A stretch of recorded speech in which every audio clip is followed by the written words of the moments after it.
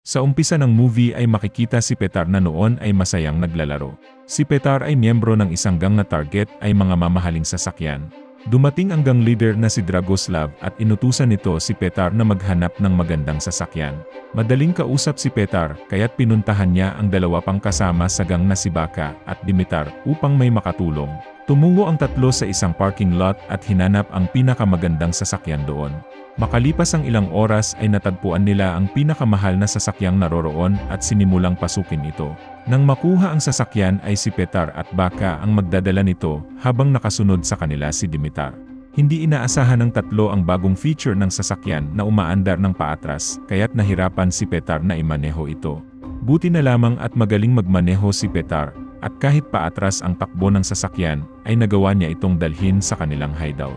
Nagreklamo si Baka at Dimitar dahil muntik na silang mapahamak sa pagnakaw ng sasakyang iyon. Siniguro na lamang ni Petar na mataas ang presyo ng magiging benta nila sa sasakyan.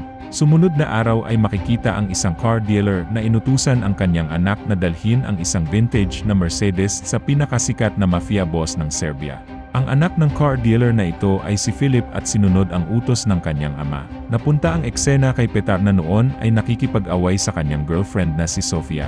Nagalit si Sofia dahil kahit matagal na silang magkarelasyon, ay hindi pa sila nagpapakasal kaya't nangako si Petar na malapit na itong mangyari. Samantala ang kapatid ni Petar na si Ninad ay makikitang nakikipagtalo sa kanilang ama. Ang nais pala ni Ninad ay mag-aral ng boxing taliwas sa nais ng kanilang ama na mag-aral ito. Hindi pa rin nakinig si Ninad at tumakas ito upang tuparin ang kanyang gustong gawin. Dumating si Petar at nakitang nahihirapan ang kanyang ama na dalhin ang mga gamit nito. Ngunit hindi niya ito pinansin bagkus ay pumasok ng bahay upang makita ang kanyang ina. Hindi pala magkasundo ang mag-ama sapagkat ikinahihiya si Petar ng kanyang ama dahil sa pagiging gangster. Sa kabilang dako ay makikita ang pinakamakapangyarihang mafia boss ng Serbia na si Gianni. Kasalukuyang hinihintay ni Gianni ang pagdating ng biniling vintage na Mercedes na noon ay minamaneho ni Philip. Natagalan bago dumating si Philip kaya tinawagan ito ni Gianni. Ngunit hindi pinansin ni Philip ang tawag ng mafia boss dahil may isinakay itong babae. Samantala nasa hideout naman si Petar kung saan ay nabanggit ni Dragoslav na malapit na itong magkaroon ng apo. Dahil dito ay kailangan nilang mag-celebrate at mag-inuman. Lumabas si Petar upang bumili ng pagkain at naagaw ang kanyang pansin ng vintage Mercedes na binili ni Gianni. Tumigil rin palaruon si Philip at babae nito upang bumili ng contraceptives. Hindi pinalampas ni Petar ang pagkakataong makuha ang ganito kagandang sasakyan at nagawa niya itong nakawin. Masayang tinawagan ni Petar si Dragoslav upang sabihin na nakakuha siya ng napakagandang vintage Mercedes, subalit inutusan ni Dragoslav si Petar na isauli kaagad ang sasakyan dahil nalaman na nitong si Gianni ang may-ari ng sasakyan. Hindi sinunod ni Petar ang utos ng kanyang boss at dinala sa isang hideout ang Mercedes. Sa pagkawala ng sasakyan Gianni ay pinarusahan nito si Philip at nais malaman ng mafia boss kung paanong nawala ang sasakyan. Wala talagang pakialam si Gianni sa sasakyan, ngunit nasa loob nito ang isang bagay na nagkakahalaga ng $1,000,000. Hindi ito nagustuhan ni Gianni kaya't walang awa nitong pinatay si Philip. Matapos ito ay tinawagan ni Gianni ang tauhang pulis na si Istopar upang ipahanap ang nagnakaw ng kanyang sasakyan. Agad tumungo si Istopar sa isang club upang magkipagkita kay Dimitar. Walang balak si Dimitar na sabihin kung sino ang hinahanap ni Istopar kaya't pinabugbog ito sa kanyang mga tauhan. Hindi nakayanan ni Dimitar ang pagpapahirap sa kanya dahilan upang sabihin nitong si Petar ang hinahanap ng mga pulis. Sumunod na araw ay sinugod ni Istopar ang bahay ni Petar buti na lamang at nagawa niyang tumakas. Dahil hindi nagawang hulihin ni Istopar ang salarin ay inutusan na lamang ni Gianni ang kanyang mga tauhan na hanapin si Petar. Hindi pumayag si Istopar dahil magsasanhi ito ng kabuluhan, kaya't ipapabalita na lamang nilang kriminal si Petar at ipakalat ang balitang ito sa lahat ng media. Sumunod na araw ay lumabas sa balita na tumakas si Petar sa pulisya dahil pinatay nito si Philip. Nang makita ang balita ay nangamba si Dragoslav sa kaligtasan ni Petar dahil alam nito kung gaano kalupit si Gianni. Samantala tumungo naman si Petar kay Baka upang humingi ng tulong.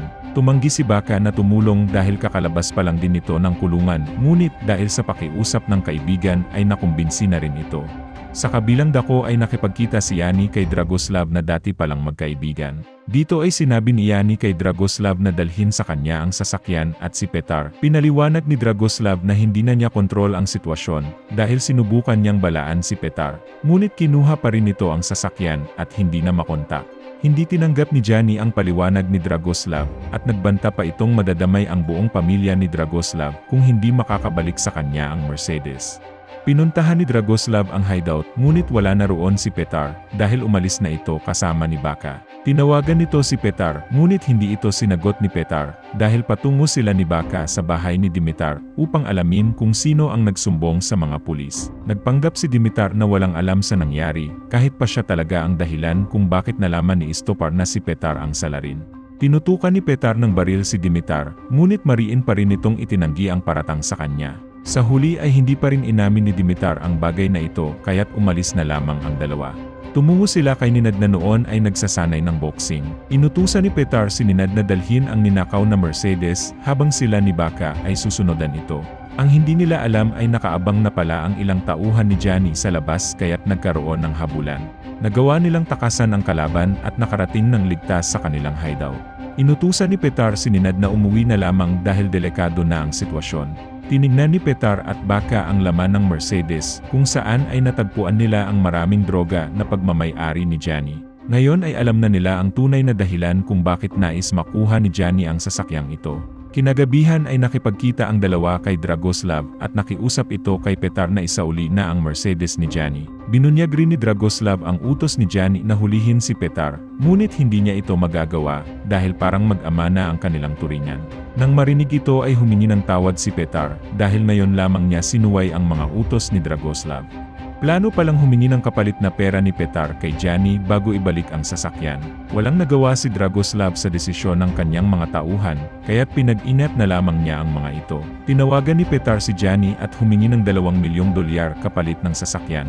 Ngunit imposible na itong mangyari sa ngayon dahil bihag ni Istopar ang girlfriend ni Petar na si Sofia. Nagdesisyon si Petar na baguhin ang kasunduan at gagawing kapalit ni Sofia ang sasakyan. Muling pinigilan ni Istopar ang plano ni Gianni at nais nitong siya na ang humawak ng sitwasyon. Hindi pumayag si Gianni dahil makailang ulit nang nabigo si Istopar na hulihin si Petar. Tila na insulto si Istopar sa sinabing ito ni Gianni kaya't nakipagkita ito kay Dragoslav upang magplano ng patibong para kay Gianni. Nagkaroon ng pagkakataon si Dragoslav na gumanti sa pagbabanta ni Gianni sa kanyang pamilya kaya't pumayag ito. Sumunod na araw ay pumunta nga si Petar at Baka sa lugar na sinabi ni Gianni. Ngunit hindi dumating si Gianni bagkus ay pinadala nito ang kanang kamay na si Milos kasama ng ilang tauhan nito. Inutusan ni Petar ang mga ito na palayain si Sofia bago niya ibigay ang sasakyan. Hindi pumayag si Milos kaya't naging dahilan ito ng palitan ng putok. Marami ang kalaban kaya't kinailangang tumakas ni Baka at Petar. Sa kasamaang palad ay tinamaan si Baka kaya't agad itong dinala ni Petar sa hospital. Dumiretso naman si Milos at mga tauhan nito sa bahay ni Petar kung saan ay sinaktan ng mga ito si Ninad at kanyang mga magulang. Samantala dumating naman si Petar sa kanyang hideout, ngunit natagpuan niya roon na wala ng buhay si Dimitar. Agad umalis si Petar at habang nagmamaneho ay tumawag ang kanyang ina. Nangako si Petar na ayusin niya ang gulo at tumigil muna ng pagmamaneho upang makapag-isip ng maayos. Dito ay tinawagan siya ni Istopar upang sabihing wala talaga sa kamay ni Gianni si Sofia bagkus ay nakakulong ito sa estasyon ng pulis. Dagdag pa nitong buntis si Sofia at kung nais ni Petar na makalabas agad ang babae ay kailangan nilang magkita. Nagmadaling umalis si Petar na hindi maipaliwanag ang kanyang nararamdaman, nawala sa matinong kaisipan si Petar at muntik ng maaksidente sa daan. Sumunod na eksena ay makikitang papasok ng kanyang sasakyan si Istopar, ngunit nasa loob na pala si Petar na may dalang baril. Inutusan niya si Istopar na palayain ang kanyang girlfriend, ngunit pinakalma siya ng pulis dahil ngayon ay magkakampi na sila. Paliwanag ni Istopar na ngayon ay magtutulungan sila ni Dragoslav upang pagbayarin si Gianni sa mga krimen nito. Pumayag si Petar ngunit kailangan muna niyang umuwi ng bahay upang siguraduhing ligtas ang kanyang pamilya. Pinatawag niya si Ninad at inutusang kunin ang kanyang mga armas. Matapos ito ay umalis na si Petar, samantala si Gianni ay nasa isang meeting nang sabihin ng tauhan nitong nahuli na ni Istopar si Petar. Walang kaalam-alam si Gianni na ang lahat ng ito ay parte lamang ng plano ni Istopar at Dragoslav upang hulihin ang mafia boss. Pagdating ay makikitang nakaposa si Petar at humingi ito ng tawad sa kanyang nagawa. Nais agad malaman ni Johnny kung saan dinala ni Petar ang kanyang sasakyan. Ayon kay Petar ay itinago niya ito sa isang abandonadong lugar at sasamahan niya si Johnny patungo roon. Agad na isinama ng grupo ni Johnny si Petar patungo sa lugar na kanyang binanggit. Labis na natuwa si Johnny dahil sa wakas ay makakabalik na sa kanya ang sasakyan na naglalaman ng drogang nagkakahalaga ng malaking pera. Nang kukunin na ni Johnny ang droga ay biglang nagpaputok si Dragoslav at mga tauhan ni Istopar kaya't nagkaroon ng pagkakataon si Petar na patayin ang nagbabantay sa kanya.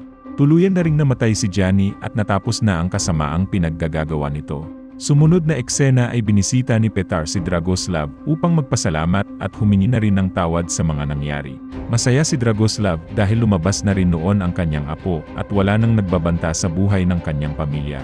Matapos ito ay tumungo ng pulisya si Petar upang kausapin si Istopar na palayain na ang kanyang girlfriend.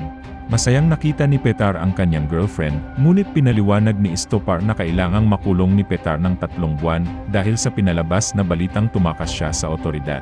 Walang magagawa si Petar kundi sundin ang utos ni Istopar kaya't niyakap niya si Sofia upang magpaalam. Nakiusap siya kay Sofia na alagaang mabuti ang batang nasa sinapupunan at nangakong magpapakasal sila sa kanyang paglaya.